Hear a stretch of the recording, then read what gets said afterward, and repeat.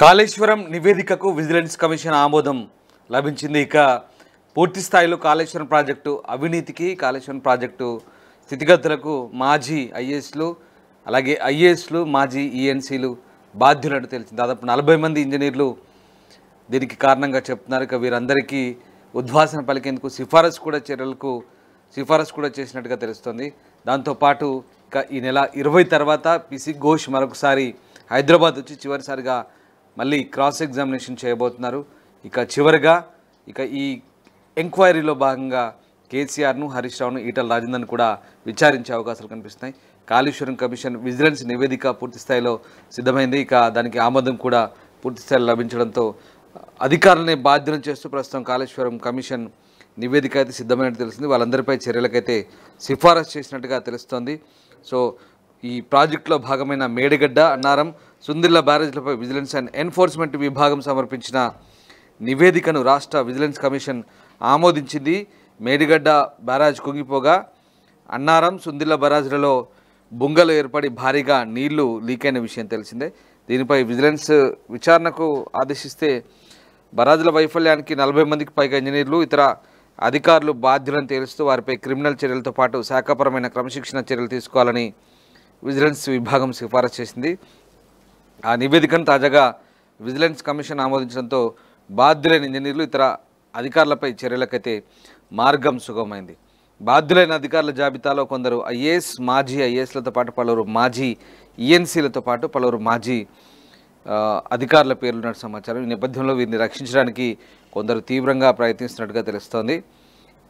అధికారులపై ప్రభుత్వం చర్యలు తీసుకుంటుందా లేదా అనే అనుమానాలు కూడా ఉన్నత వర్గాల్లో వ్యక్తమవుతున్నాయి. సో మేడిగడ్డ బరాజ్ నిర్మాణంలో సాంకేతిక తప్పిదాలు చోటు చేసుకున్నాయని, బరాజ్ పునాదుల కింద రక్షణగా ఉండే సీకెంట్ పైల్స్ నిర్మాణంలో లోపాలతోనే ఏడవ బ్లాక్ కుంగిపోయిందని విజిలెన్స్ నిర్ధారించినట్టుగా తెలిసింది. ఇక బరాజ్ల పనులు పూర్తి కాకముందే పూర్తయినట్లు నిర్మాణ సంస్థలకు వర్క్ కంప్లీషన్ సర్టిఫికెట్లు జారీ చేయడం నేరపూరితంగా చెప్తున్నారు. ఇక బరాజ్ గ్యారంటీ విడుదలలో కూడా నిర్మాణ సంస్థలకు అనుచిత లబ్ధి కలిగించేలా వ్యవహరించినట్టుగా తప్పుబట్టినట్టు తెలుస్తుంది. సో 2019లో వినియోగంలోకి మేడిగడ్డ బ్యారేజ్ వచ్చింది. అదే ఏడాది వచ్చిన వరదల్లో దిగువన రక్షణ కోసం ఏర్పాటు చేసిన సీసీ బ్లాకులు కొట్టుకుపోయాయి. 3 ఏళ్ల పాటు మరమ్మతులు నిర్వహించకుండా ఆపరేషన్స్ అండ్ మెయింటెనెన్స్ విభాగం కూడా నిర్లక్ష్యం చేసిందనే ఆరోపణలు ఉన్నాయి. దీంతోనే 2022లో ఇది కుంగిందని చెప్తున్నారు.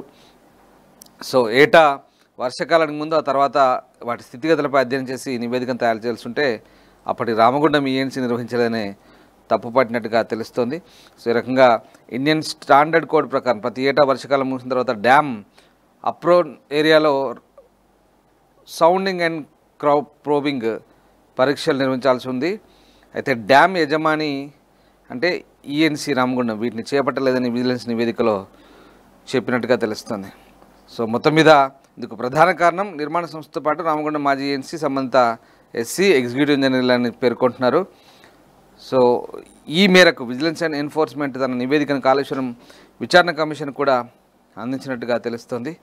సో మొత్తం మీద బ్యారేజ్ వైఫల్యాలపై విచారణ నిర్వహిస్తున్న జస్టిస్ పినాకి చంద్రఘోష్ కమిషన్ తాజాగా విజిలెన్స్ అండ్ ఎన్ఫోర్స్మెంట్ విభాగం తమ నివేదికను అందించింది. నెల 20 తర్వాత జస్టిస్ ఘోష్ హైదరాబాద్ చేరుకొని సాక్షుల తుది దఫా క్రాస్ ఎగ్జామినేషన్ చేస్తారు. మాజీ ముఖ్యమంత్రి, మాజీ మంత్రులు హరీష్ రావు, ఈటల రాజేందర్ వీళ్ళందరికీ కూడా లేఖ రాసి క్రాస్ ఎగ్జామినేషన్లో పాల్గొనడం ద్వారా కమిషన్కు సహకరించాలని కోరనున్నట్టుగా తెలుస్తుంది.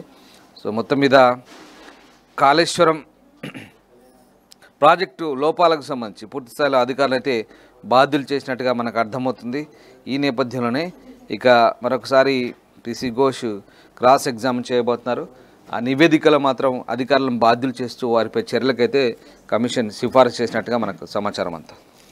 ప్రపంచంలో ఏ మూల ఏ క్షణం ఏం జరుగుతుందో వేగంగా తెలుసుకోవడానికి తొలి వెలుగు వాట్సాప్ ఛానల్ని ఫాలో చేయండి.